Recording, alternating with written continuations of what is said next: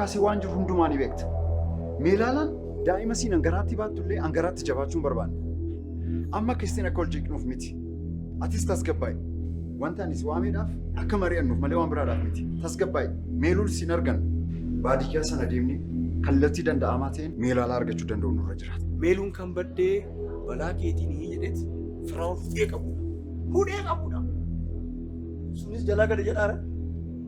Inumaayyuu abbaan badiisii jedhetti siinaan himachaa. Atis dureenis mana harmee nama hundumaa inni nubatu jechuudhaanaan akkamitti na nubattan yeroo? Laal dabala. Waa'ee koo amma yeroodhaaf namni dhaga'ee jira waan afaanis ba'ee jiraati. Lakki namni tokkichi of eeggannoodhaan sochoona bara. Balleessaa koo yeroo darbeef dhiifama akkanaa gootuun barbaade. Oolyaatti atanaaf obboleessa koodha. Akka obboleessa kootiis waan hedduu naaf gootee jirti. Hanga gatii oolmaa keetii waan hin jedhee kaffalus hin qabu. Waaqayyo gatii oolmaa keetii guddaa si ba'a kaffala. Maal taata obboleessuu nagaa miti? Ilaalachaa deemtu? Maali? Ilaalachaa deemtanii? Sammuun keessan sirrii miti moo?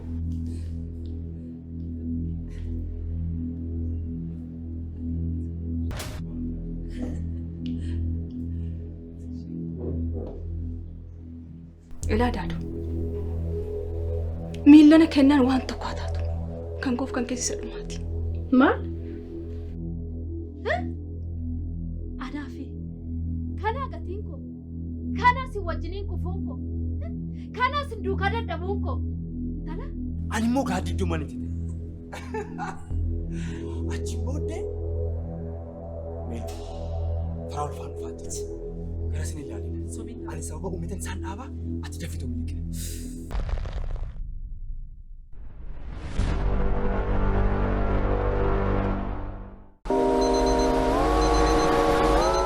Addunyaan kun bu'aa hojii ilma namaa. Gatii dadhabbii isaa. Namni lammii irraa fagaatee biyya isaa irraa godaanee ogummaa fi dandeettii qabuun jireenya isaa jijjiiruuf tattaafata.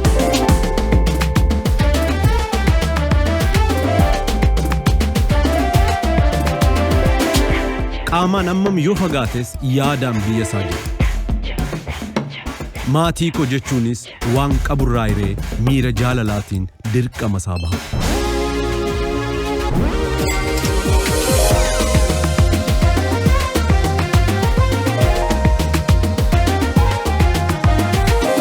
Eeyyeen bakka kamiyyuu jiraanne dirqama keenya baachuu ni dandeenya. Baankii Hojii Gamtaa Oromiyaa jijjiirama guddaaf kan onnate.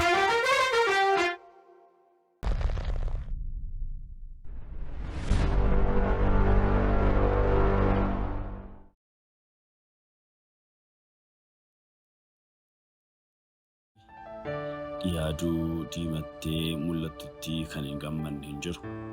Jiruuf jireenyi keenya akkuma aduu tanaati. Daa'imummaa keenyatti namni nu jaallanne hin jiru.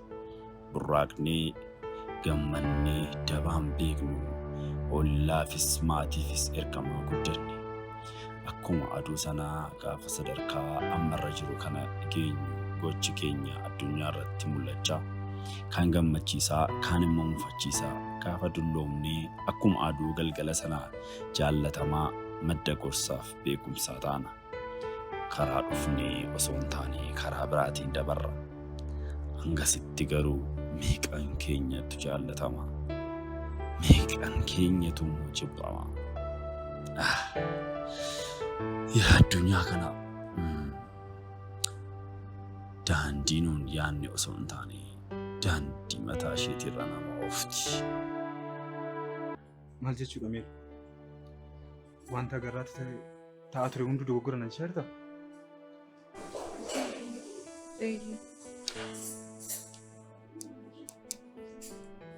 Adaadoon as obdee jirti. Haadha keessanii yeroo abbaan keessan fuudhu kaadhimaa namaaf turte. Kan kaadhimates immoo obboleessa tolaati. Tolaan abbaa Firaa'ol. Suma Firaa'ol taadha kun naqatee ture jechuudha. Achi yoo Adaadu. Sanaan booda akkamitti akka ishii fuudhee deeme fedhii ishii malee waan meeqa jedheeni waan meeqa sobee akkatti inni manaa fuudhee deeme ija kootiin hin arge. Yeroo sanis obboleessi tola. Yeroo inni konkolaataa keessa galchee fuudhee deemu sana harkaa buusu fedhee gaafa fiigu konkolaataadhaan dha'ee ajjeese. Abbaan koo moo? Abbaan kee. Nan yaadadha. Yeroo sana akkam akka ta'e. Abbaan koo akkasidha. Anaadha. Kun dhugaadhaa kanatti natti maartu. Araadon maana soobdeere. Isheen maanatti hin himneere. Angadoo abbaa koon baadheedha jireenya koo guutuu balleessee natti onnaa nan dhufeera. Addunyaa sobaan guutame. Wayyoo meeluu. Haati keessan ija mana keenya turte. Abdii keenya turte haati keessan. Garuu maqaa abbaa keessanii meeqa taate reebamte dararamte. Akkamitti akka haati keessan duuteyyuu isin beektu. Beektaa garuu talaqa. Da'umsa. Haati keessan dhufa turte. Yeroodhuma akkasitti jirtu abbaan keessan hin reeba. Waan meeqa godha. Maallatti maalirraa maaloodha. Sana booda obboleettiin hospitaala seentee da'umsa irratti ishiinis dhalli ishiinis lachuu du'an. Ani beektu seenaa kanaayyuu beektu seen dalagu. Maalatoo yoo na irraafatte maal taayoo nu iyyaafatte atoo maal taayoo dhugaa kana natti himteessa ta'e.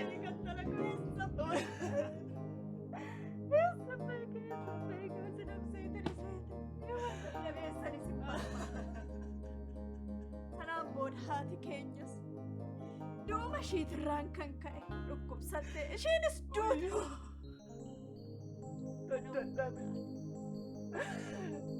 Dadhabe nagaa.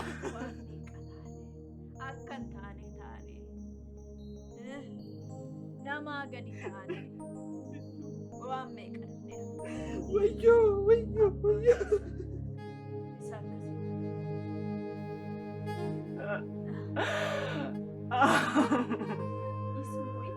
Mboyin dhiisi.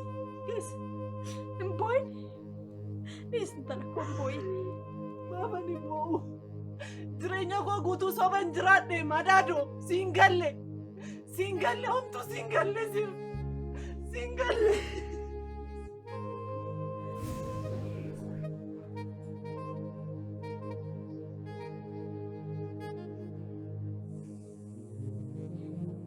Adaadoo maal argatti kanarra? Dhaabii. Dhiisi roobsan. Eenyuyyuu akka Adaadoo komachuu hin barbaadu. Adaadoon biyyoo nyaattee na guddiste. Garuu namni kamiyyuu numa dogoggora. Isheenis waadaa abbaa kee eeguuf kana sana jechuu dandeessi. Addunyaa kanarratti namni hundumtuu waan balleessu hundumaatiif sababa mataa isaatii dhiyeessata. Garuu dogoggora namootaa lakkoofnee kana sana jennee haasa'urra.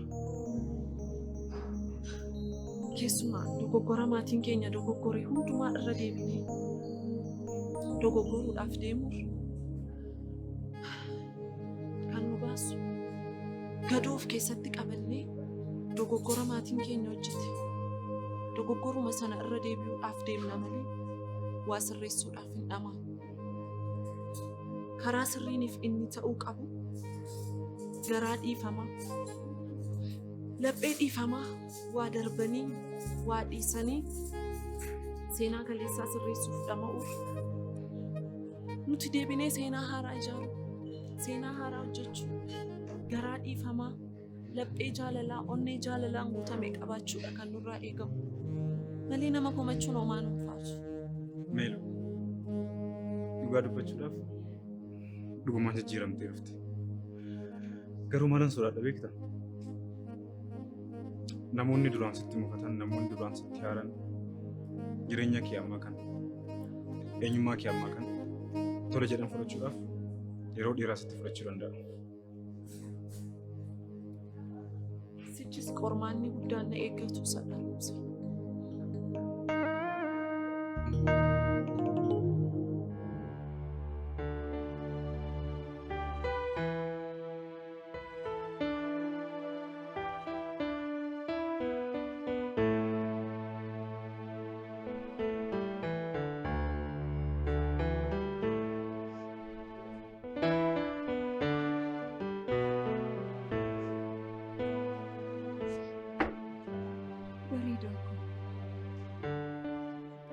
Sirratti naman dabalu.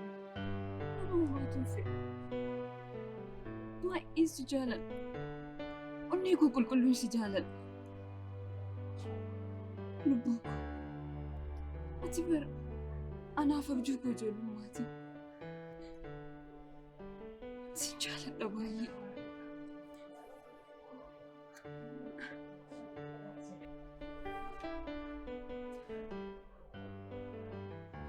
Biluuti bareedduuti anis bar laphee kootirraa si jaaladha.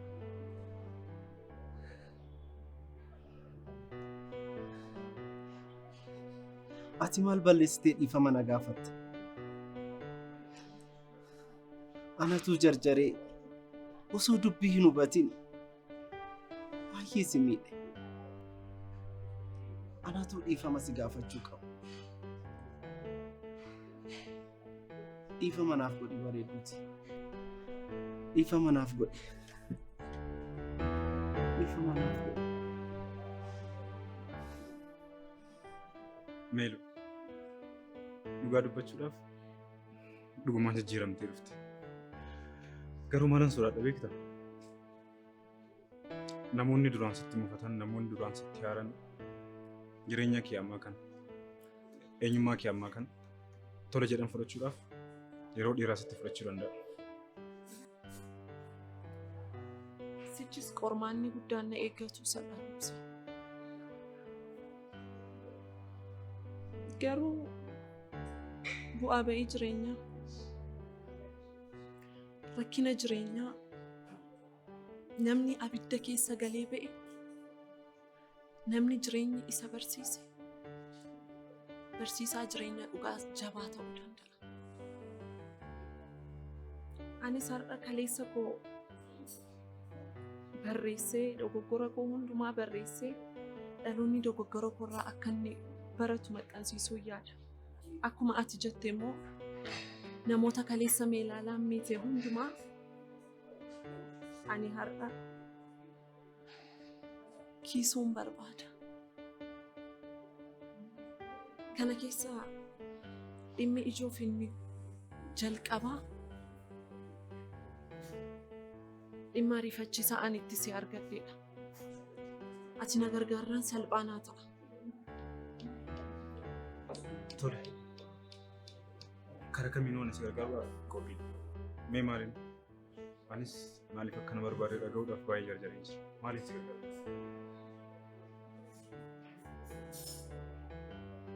Dhimmi ariifachiisaan dhimma firooti roobsa. Dhimmi firoo maali?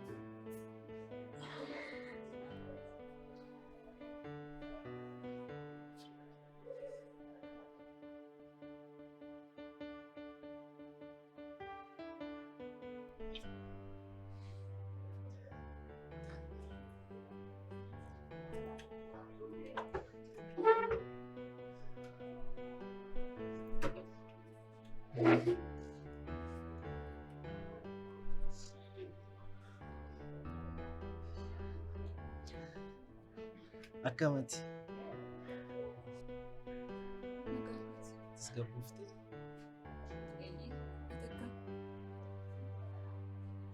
Amma nagaan ta'a. Akkas tasgabbuuftee si argachuu kootti garuu baay'ee gammade.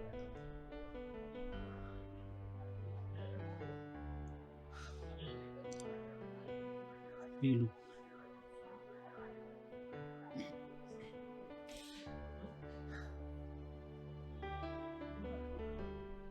Ani gaafa si faana ta'u waan hundaa akkan argadhetti, waan hundaa akkan qabutti, nama guutuu akkan ta'etti natti dhaga'ama. Gammachuu addaa, miira addaa, akkam jedhee akkasitti himuun beeku. Baay'een gammadaadha. Ani si wajjin baay'een gammada. Bilu. Sinan Firoo argadhee dhiifama gaafachuun barbaada. Firoon dhiifama kanaa godhuun barbaada. Yoo inni ayyamee carraa lammataa naa kenna ta'e, jireenya koo hafee hundumaa isa gammachiisaa jiraachuun barbaada. Meelu, kun akkamitti ta'a? Firaa'ol akkamitti tola jedhee kana fudhachuu danda'a? Sanirraan immoo daa'imni garaa kee keessa jiru kan Sinaan akka ta'e dhaga'ee jira. Akkam?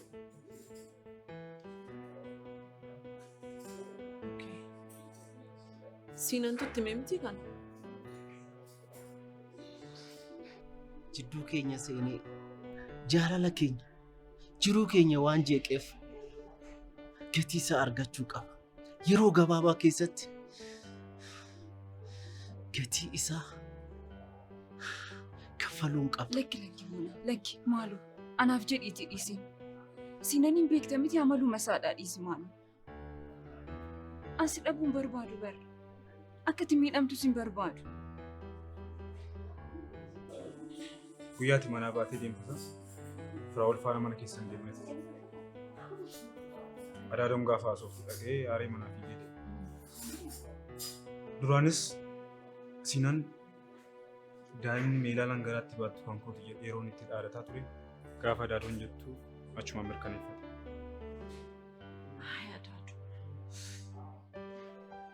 Ishee waanuma hundumaa laaqxee miti. Ture Meeloo amma maal godhu? Maal gochuun qaba Firaa'ol nama siidha?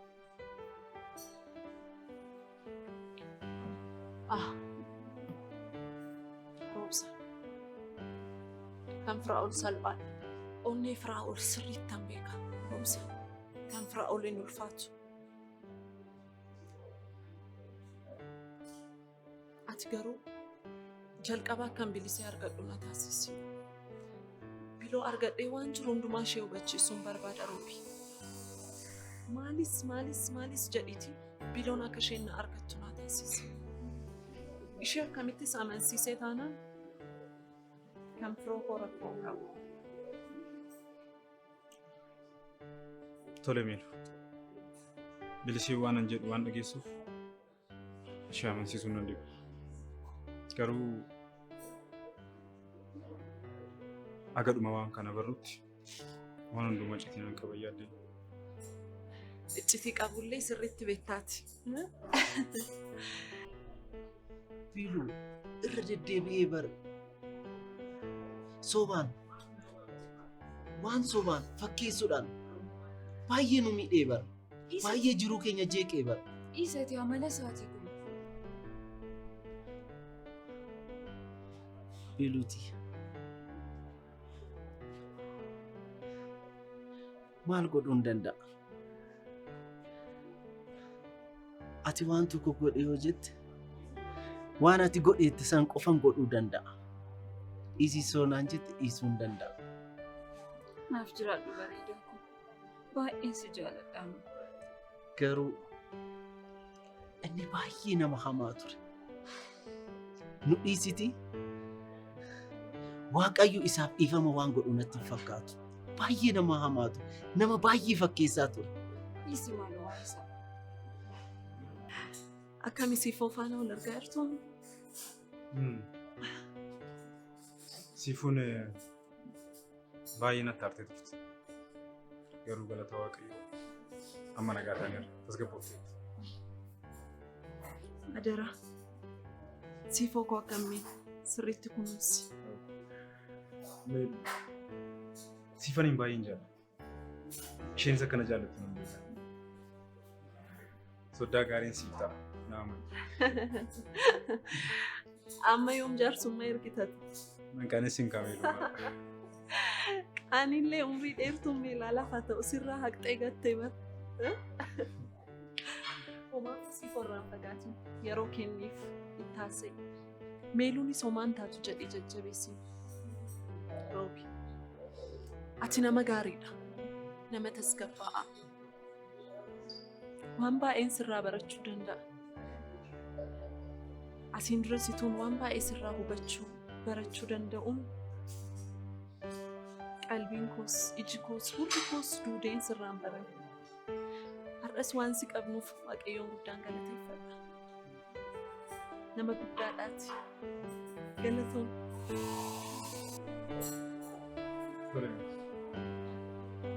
Waan akkas reessi.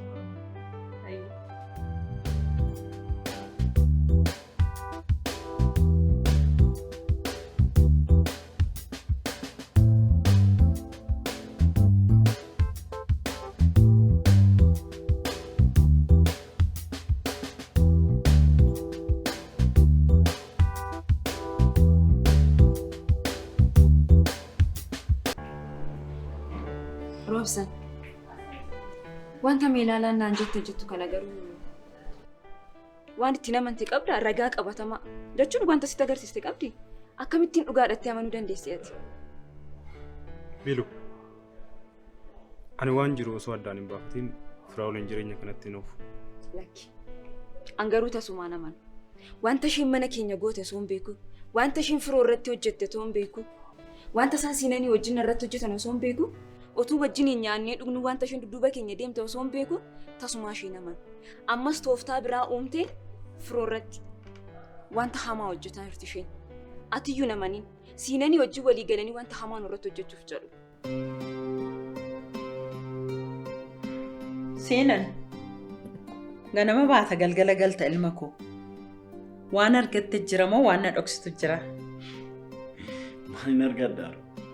Hiriyootuma koo wajjin tura ganama wajjin deema sa'a booda immoo yeroo hojiitii ba'umu galgala immoo hiriyoota koo wajjin dabarsa kanuun wanta haaraan hin jiru. Hiriyoota kee hin beekne eenyu fa'i? Egaa balusiin jechuun natti ulfaata garuu addunyaa hojii keessatti nama baay'ee wajjin ol barta. Isaanuma keessaa nama tokko yoo maqaa isaanii dhahee immoo hin beektu sanuma malee wanta biraan hin jiru. Siinan ansi amanaan jiru. Intalli meelaalaa jedhamtu sun bofa. Yoo na seetu asiifachi jedhee dhiibamas gaafachaa jira. Utuu ta'e illee baay'ee gaarii ture qaadame. Maaltu ta'eere? Maal nagaa miti moo?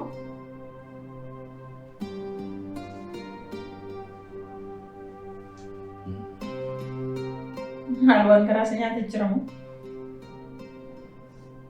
Ofiyyiin jirtu malee jechuudha.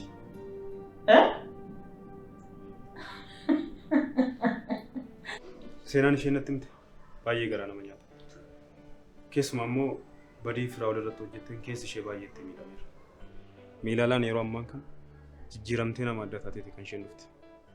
Ahaa, amma akka irratti hin beekamneef geemii biraadhaan dhufanii jechuudha.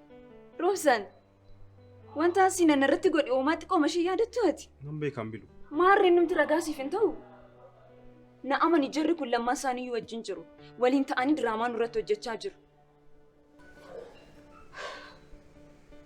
Roobsan, firoon jaalatte yoo ta'e maaloo jireenya kanatti hin deebise. Firoon ammas miidhamnaan umurii isaa guutuu sitti gaddaafa. Yaa gowwaa si duubaan bowwaa jedhan.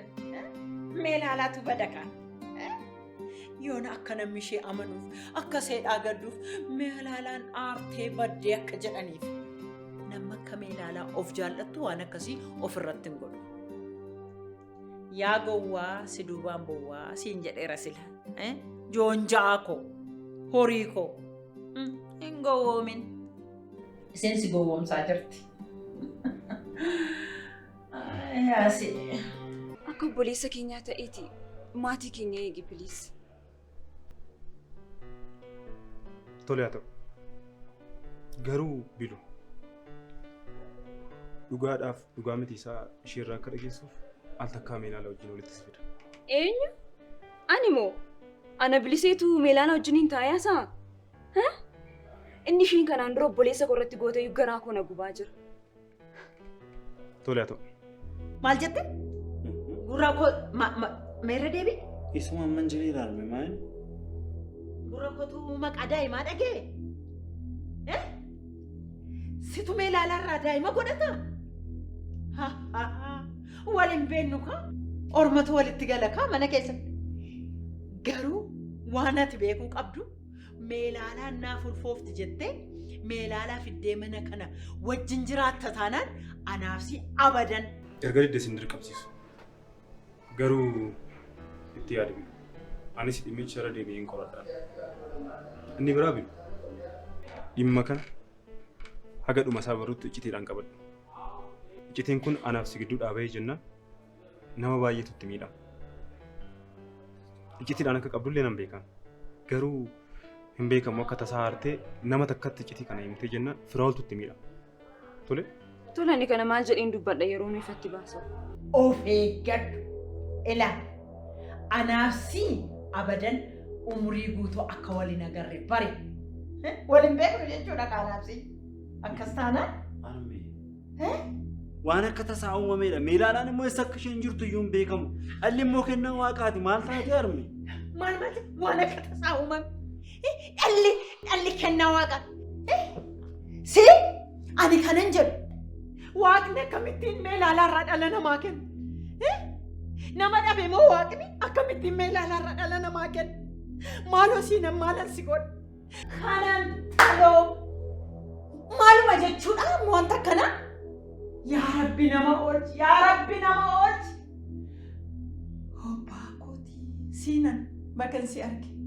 Bakkan si arge dhala koo har'an si beeke. Har'an si beeke siinan obbaa kootii. Siinan maana salphiste.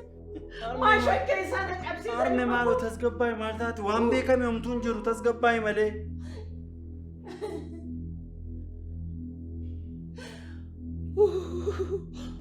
Ammas turtamuun deemu. Anti qonan tura. Feenan hin beellamee waan hin jiruuf. Dhufaarti ishee. Tole haa ta'u. Ani garuu biirootti abbaa dhimmaa beellamee waan hin jiruuf deemuu qaba. Deemuu qaba. Siin bilbila tole.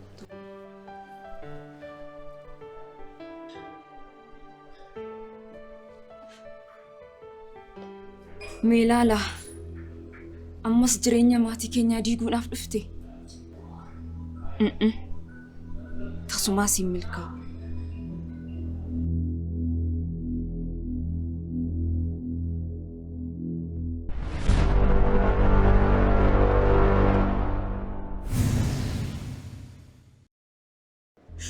Ija koo isaan argee daa'ima koo qananiidhaan guddisu. Kun hin ta'u taanaan garuu wanti hundumtuun dhumata. Dhaabbata asumatti.